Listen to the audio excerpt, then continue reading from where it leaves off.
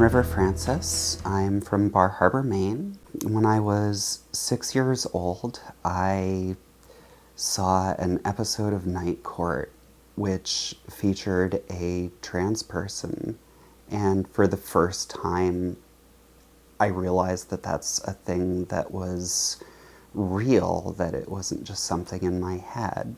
Moving forward a few years, in 8th grade, the school decided to show us Ace Ventura, and that movie definitely made me aware that it was also something that I should be hiding. I ended up getting married because that was the thing a guy was supposed to do, and she had some kids already, and then we raised a couple of more. For 15 years, I lived in this relationship, and I just kept getting more and more depressed. One day, I just came to the realization that I absolutely had to come out, and the relationship went from bad to worse. It was no longer safe for me to stay, and I ended up having to leave and ended up at my grandparents', and eventually met some people that had a wigwam on their property that I could use. I had a lot of time to myself just to think about who I wanted to be and what I wanted to do. In all of that, the one thing throughout my life that really gave me purpose was raising my kids. And I knew that I still wanted to help kids, but I had no education. I had nowhere to go. At the coldest part of the winter, I ended up having a mental breakdown. I stopped gathering firewood. I stopped trying to keep the place warm. The people whose land I was on knew that I was in trouble, and they found me a safer place to be. And from there, I got moved around. I ended up staying at an arts collective for a few weeks while they found me a better home with some college students. That was where I had my first experience actually interacting with another trans person. He actually helped me a lot with the way that I thought about how the world views me as compared to how I view me.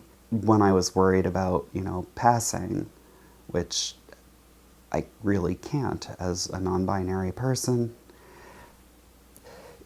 he said, well, what does it really mean to pass? Which is really just to be accepted as who you are.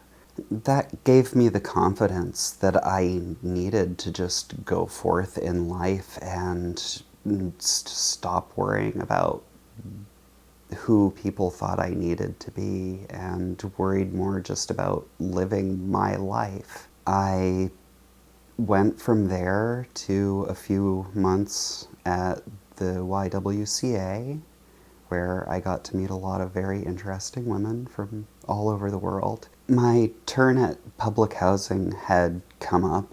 I had been waiting for 2.5 years, and they offered me the apartment that I'm in now. At that point, I had been on hormones for about 2 years, and I felt that it was time to start getting surgical affirmation. I didn't really have a ride to get me down for my surgery, so I put out a request. Through sheer chance, it just happened to be one of my favorite teachers from high school that was my driver, and she was now working with Out Maine.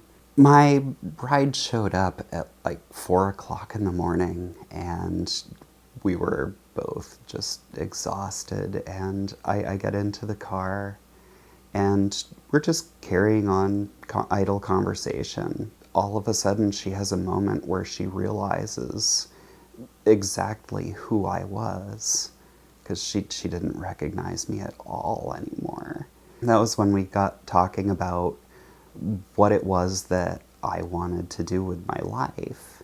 I shared my dream of working with kids and helping helping queer youth get into services and get the help that they need. She told me that what she was doing without Maine was pretty much exactly that.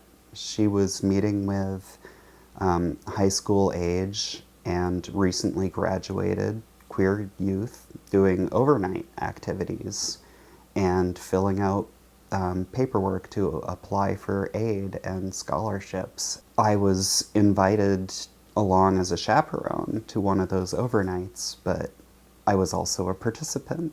I was able to finally feel like I could actually get the education I needed to make my dream happen. Within 2 months, I was enrolled in school, and now I'm studying mental health and human services. I'm working to get my case management certification, and I'm minoring in advocacy, specifically so that I can help queer youth get the services that I never had access to growing up.